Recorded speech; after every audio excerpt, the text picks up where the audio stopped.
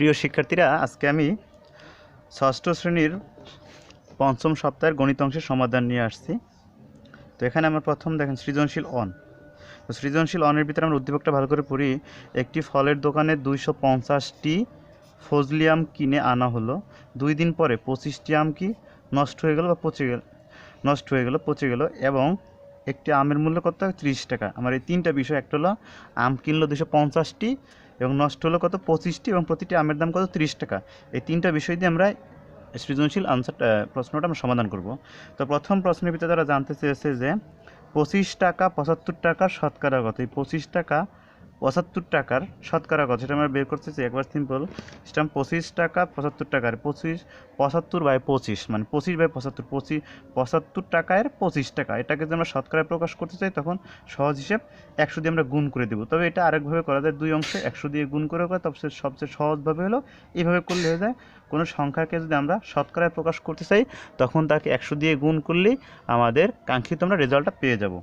এখন দেখেন এবার আমরা কাটাকাটি করি। 4×25 100, 3×25 কত? 75। তো আমার উপরে রইল দেখেন 25 রইল এখানে, আর এখানে রইল কত? 4। 4×25 কত আসছে? 100, আর নিচে রইল কত? 3। তো এটা হলো আমার একটা অপ্রকৃত ভগ্নাংশ। সেটাকে যদি আমরা মিশ্র ভগ্নাংশে প্রকাশ করতে চাই তখন আমাদের কাজ কি? এই 3 দিয়ে আমরা 100কে ভাগ করি। ভাগফল কত আসবে? 3। 10-এর ভিতরে কতবার যাচ্ছে? 3 বার। 3 3 9, 9 রাখলাম আমি এখানে। তো 9 দিয়ে আমরা 10কে বিয়োগ করলে বিয়োগফল কত আসছে? 1। তো এখানে এই সময়টা নিয়ে আসছে, এটা তো ভাগ যেভাবে করার প্রসেস, ওই প্রসেসে করলাম। সর্বশেষ আমরা দেখলাম কি আসছে, যে আমার ভাগশেষ কত রয়ে গেল? আমার এক থেকে গেল। তো আমরা এটা কি লিখবো? যেটা আমার ভাগফল আসছে সেটা রাখবো আমার এই অংশে, মানে হচ্ছে এটা হলো পূর্ণ অংশ, আর যেটা আমার ভাজক ছিল সেটাকে আমরা রাখবো কোথায়? হরে, আর যেটা আমার ভাগশেষ রইলো সেটা রাখবো কোথায়? আমরা লবে রাখবো। তো এখানে উল্টাপাল্টা করা যাবে না। আমি আরেকবার বলছি, ভাগফলটা রাখবো আমরা পূর্ণ অংশের জায়গায়, আর ভাগশেষটা রাখবো আমরা লবের স্থানে, আর ভাজকটা রাখবো কোথায়? আমরা ভাজকটা রাখবো সবসময় হরের জায়গায়। তো এটা আমরা যখন পড়বো তখন বলবো 33 সমস্ত 3-এর 1%। 25 টাকা 75 টাকার কত পার্সেন্ট? 33 সমস্ত 3-এর 1% টাকা, 3-এর 1%। আরেকটা কথা, শতকরার পর আমরা কোনো একক ব্যবহার করতে পারবো না। খ, এখন আমরা ক্ষয়ের উত্তর দেখো।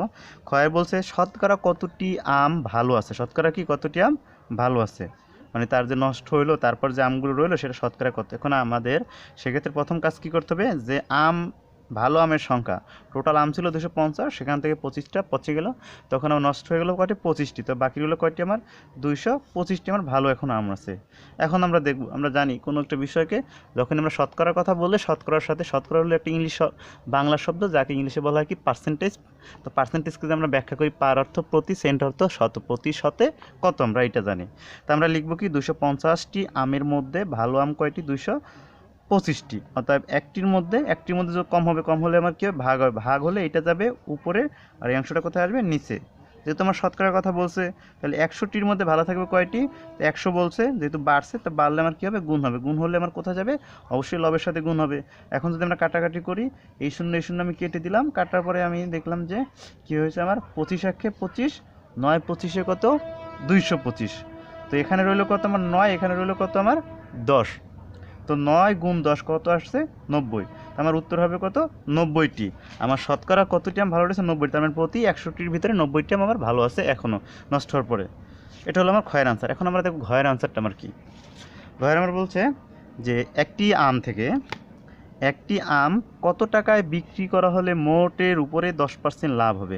আমরা যদি একটি আম কত টাকায় বিক্রি করি, যেহেতু আমার আম নষ্ট হয়ে গেছে কিন্তু, এখন একটি আম কত টাকায় বিক্রি করলে মোটের উপরে 10% লাভ হবে, সেক্ষেত্রে আমার বের করতে হবে যে টোটাল টাকার উপরে কত টাকা লাভ আসে। টোটাল টাকার উপরে কত টাকা আর লাভ আসে। তো আমি কি করলাম,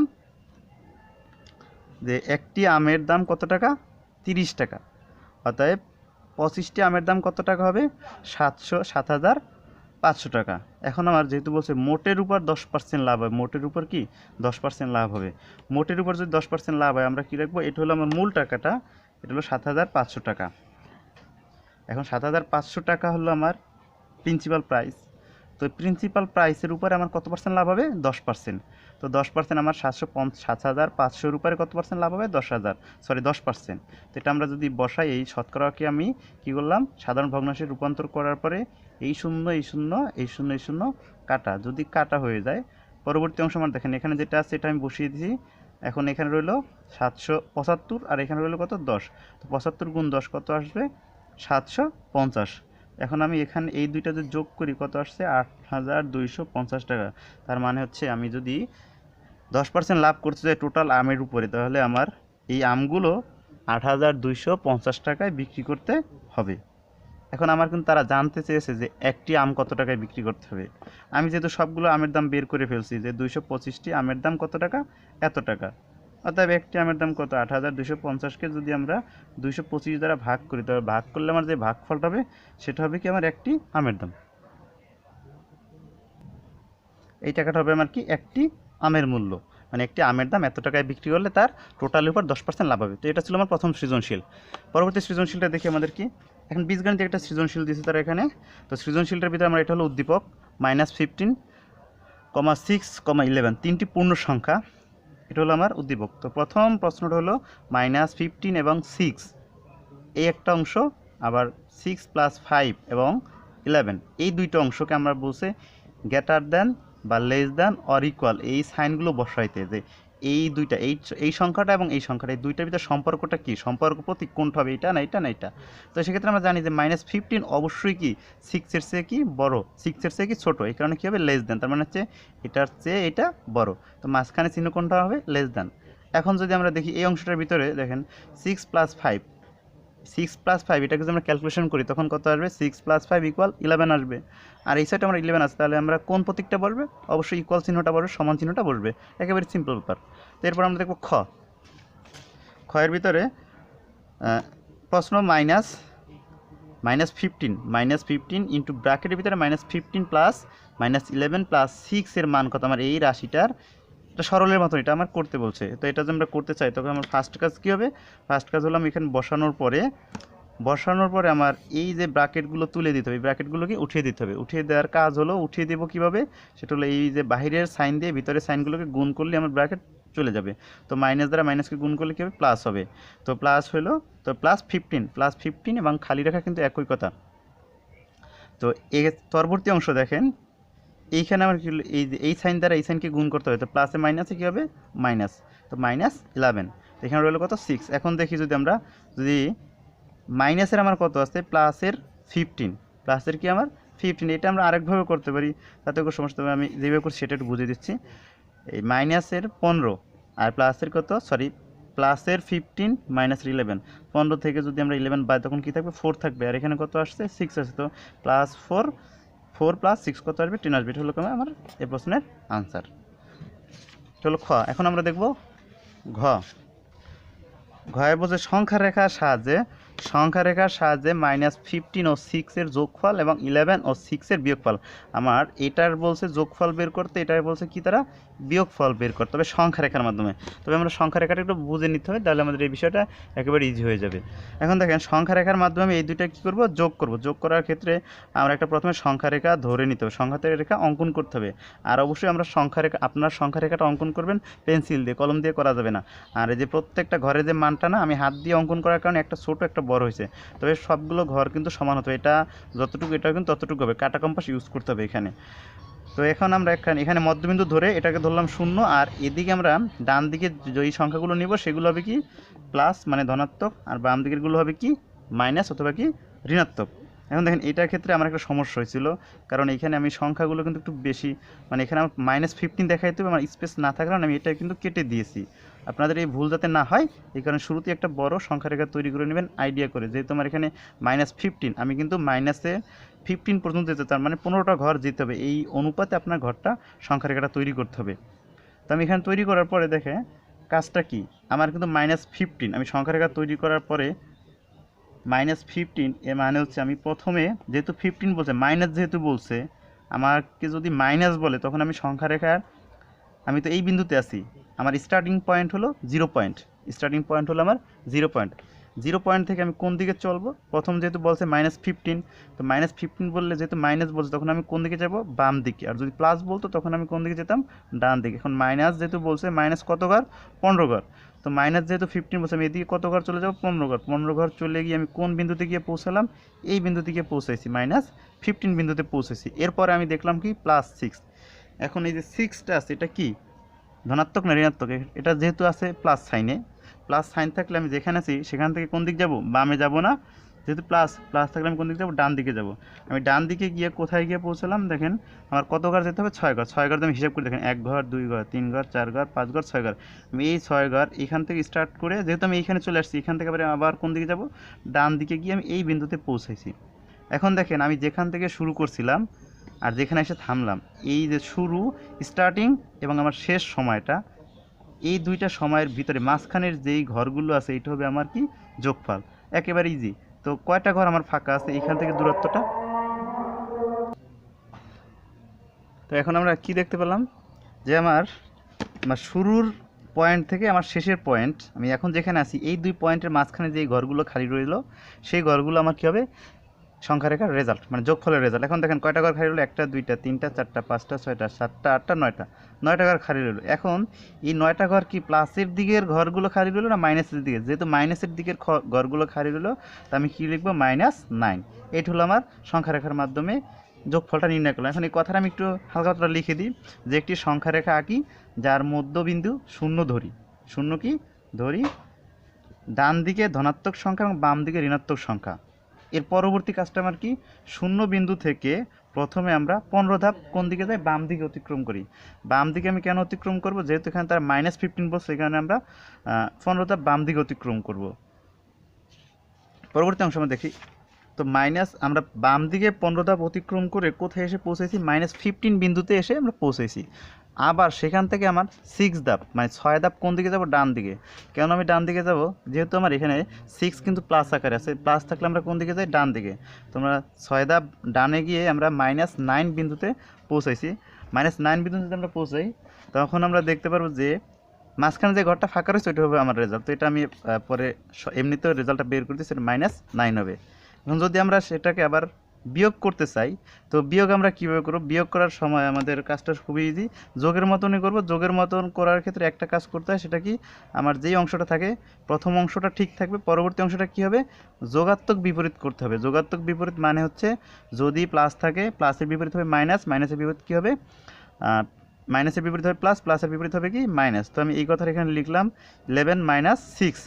এখন এটাকে তো আমরা সংখ্যা রেখায় দেখাতে পারবো না মাইনাসটাকে, তো মাইনাসটাকে আমরা কী করবো, প্লাস করবো। এখন প্লাস করলে আমার এখানে অতিরিক্ত একটা কাজ করতে হবে, এই 6 ছিল এখানে কিন্তু প্লাস আকারে, এটাকে আমরা মাইনাস দেখাতে হবে, যে 6 এর যোগাত্মক বিপরীত।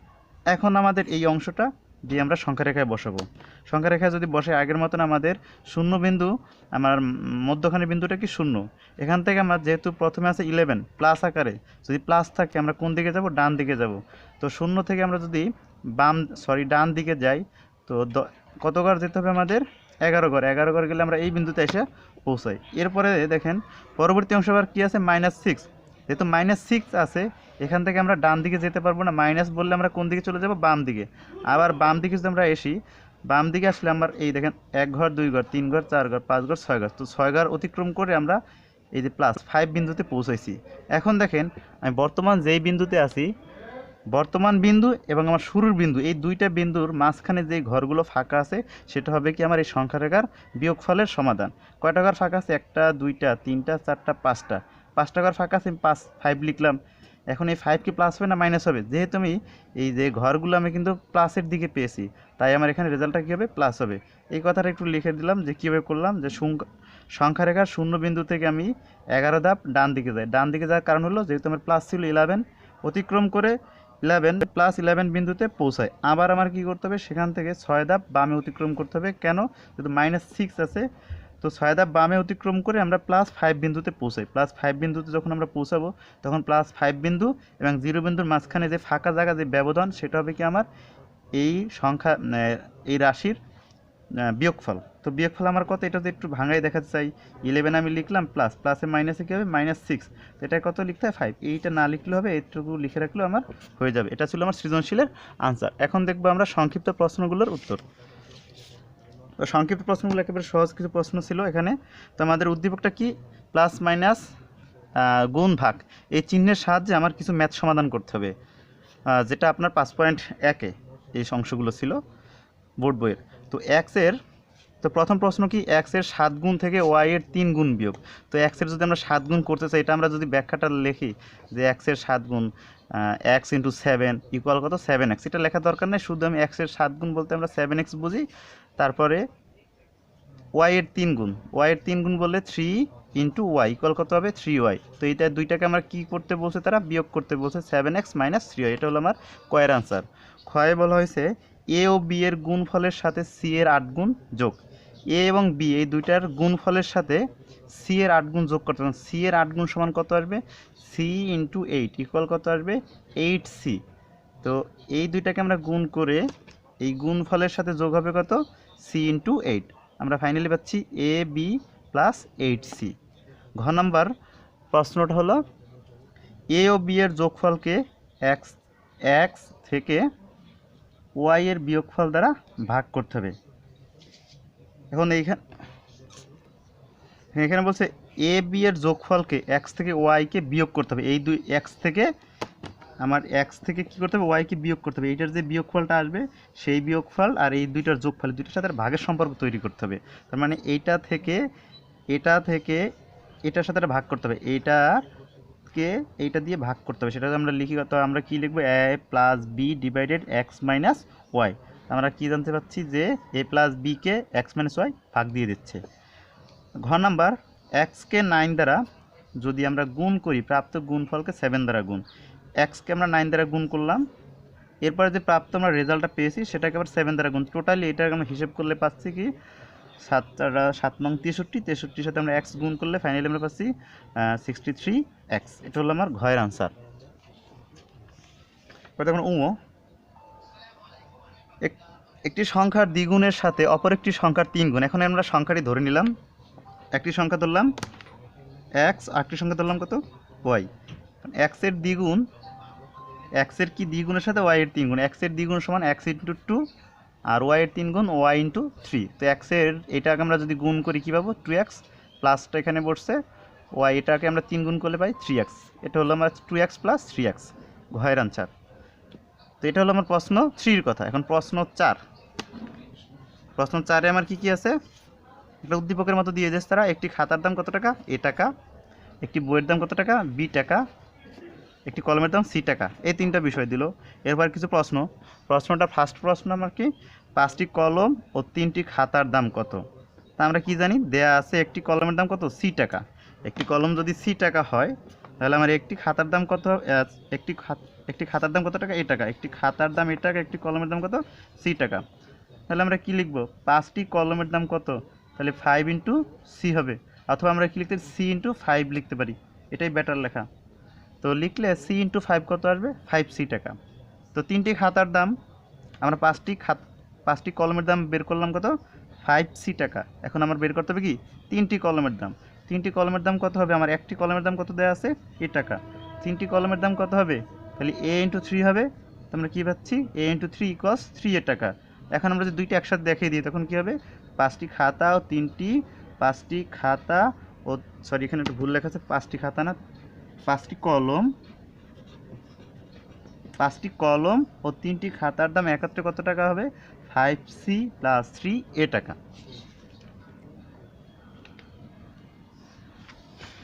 সর্বশেষ ম্যাথ দুইটা আমরা দেখি। এখানে বলা হয়েছে 10টি বই ও 4টি খাতার দাম কত। আমাদের ভ্যালু যেহেতু দেওয়া আছে, কত দেওয়া আছে ভ্যালুটা, একটি বইয়ের দাম বি টাকা, একটি খাতার দাম কত টাকা, এ টাকা। এখন এই দুইটা বিষয় দিয়ে আমরা বের করবো যে 10টি বইয়ের দাম কত। একটি বইয়ের দাম যদি বি টাকা হয় তাহলে 10টি বইয়ের দাম কত হবে, বি ইন্টু 10 ইকুয়ালস 10 বি টাকা। এবং 4টি খাতার দাম কত, আমরা জানি একটি বইয়ের দাম কত, এ টাকা। তাহলে 4টি খাতার দাম হবে কি, একটি খাতার দাম যদি এ টাকা হয়, 4টি খাতার দাম এ ইন্টু 4, তাহলে কী হবে, ইকুয়াল 4a টাকা। তো 10টি বই এবং 4টি খাতার দাম একত্রে কত টাকা হবে, 10b প্লাস 4a। এই টাকাটা হবে আমার টোটাল 10টি খাতা ও 10টি বই এবং 4টি খাতার দাম। সর্বশেষ ম্যাথ, 8টি খাতা ও 6টি বই 9টি কলমের দাম কত। 8টি খাতা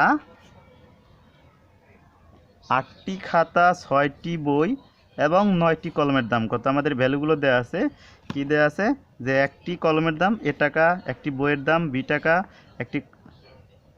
একটি খাতার দাম এটা, একটি বইয়ের দাম বি টাকা, একটি কলমের দাম কত? সি টাকা। এখন আমরা বের করে নিব যে 8টি খাতার দাম কত। 8টি খাতার দাম কী হবে? a × 8 ইকুয়ালস 8 টাকা। 6টি বইয়ের দাম কত হবে? b × 6, আমার বি টাকা হলো, একটি বইয়ের দাম কত? বি টাকা, তার মানে 6টির দাম কী হবে? b × 6, 6b টাকা। সেমভাবে 9টি কলমের দাম কত টাকা? একটি কলমের দাম যদি আপনার সি টাকা হয়, তাহলে 9টি কলমের দাম সি × 9 ইকুয়াল 9c টাকা। তো আমরা সবগুলো যদি একত্র করে দিই, তখন হবে 8টি খাতা, 6টি বই এবং 9টি কলমের দাম একত্রে কত টাকা হবে? 8a + 6b + 9c টাকা। এটাই ছিল ষষ্ঠ শ্রেণীর পঞ্চম সপ্তাহের গণিত অংশের সমাধান। সবাই ভালো থাকবেন।